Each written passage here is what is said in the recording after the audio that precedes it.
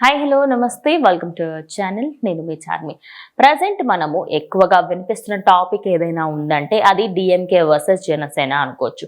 ఎందుకంటే ఈ రెండు పార్టీలకి సంబంధించి కొన్ని విశేషాలు అయితే మనందరికీ రోజు వినిపిస్తున్నాయి. అయితే అందులో మొదటి థింగ్ ఏంటి అంటే పవన్ కళ్యాణ్ డిక్లరేషన్ వారాహి డిక్లరేషన్కి సంబంధించి మాట్లాడినప్పుడు డిఎంకే పార్టీ సంబంధించిన దాని గురించి కూడా ఒకానొక టైంలో సనాతన ధర్మం ఒక మలేరియా డెంగ్యూ లాంటిదని దాన్ని నశింపజేయాలని ఈయన మాట్లాడడం జరిగింది.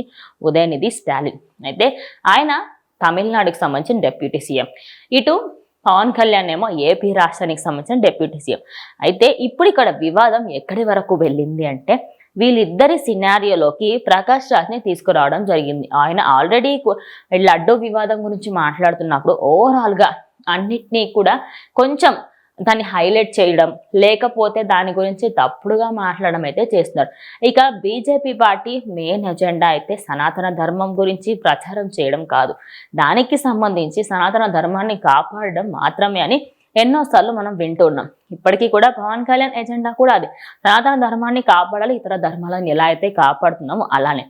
కానీ ఇప్పుడు డిఎంకే పవన్ కళ్యాణ్ ట్రాప్ లో పడింది అనే వార్తలు వినిపిస్తున్నాయి. ఎందుకంటే ఒక పార్టీకి సంబంధించి వాళ్ళే జనాల ముందు కొట్టించుకుంటారు కదా, సేమ్ ఇప్పుడు అదే విధంగా డిఎంకే పార్టీ చేస్తుంది. అది ఎందుకు అంటున్నానంటే ఇప్పుడు ప్రకాష్ రాజ్ని తీసుకొచ్చి ఒక ప్రెస్ మీట్ పెట్టించి అందులో ఆయన స్టాలిన్ని మెచ్చుకున్నట్టుగా ఆ వీడియోని అయితే పబ్లిష్ చేస్తున్నారు. ఇక ఆ వీడియోలో బాగా మాట్లాడానా, కరెక్టే చెప్పానా అనే విధంగా ఆయన చెప్పుకొస్తున్న మాటలు వినిపిస్తున్నాయి.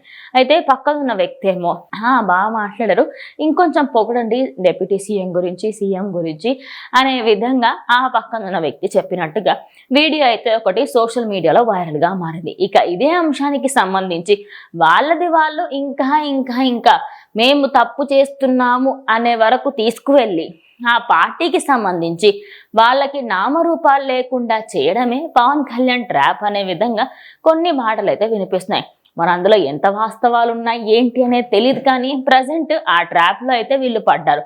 ఎందుకంటే వాళ్ళే కించపరుస్తూ ఉండగా ఇప్పుడు సనాతన ధర్మానికి సంబంధించి ఇంకా వ్యతిరేకంగా మాట్లాడితే అక్కడ తమిళనాడులో ఎవరెవరైతే జనాలు ఉన్నారో నెక్స్ట్ టైం ఆ 1% ఓటింగ్ కూడా రాదు. కాబట్టి సో ఆ ఓటింగ్ సంఖ్యని తగ్గించడానికే ప్రజెంట్ ఆయన ట్రాప్లో అయితే వీళ్ళు పడిపోయారని క్లియర్ కట్గా అర్థమవుతుంది.